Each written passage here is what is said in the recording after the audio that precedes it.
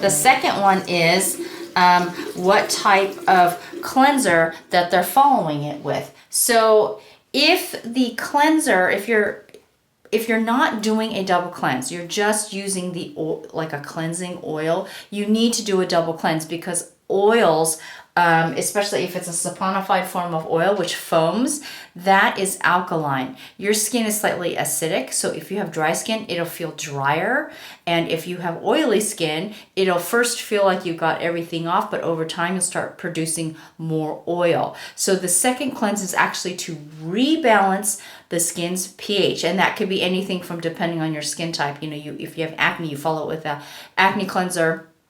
Drier skin, a moisturizing cleanser. Unbalanced skin with a balancing cleanser, so on and so forth. So that's the second one.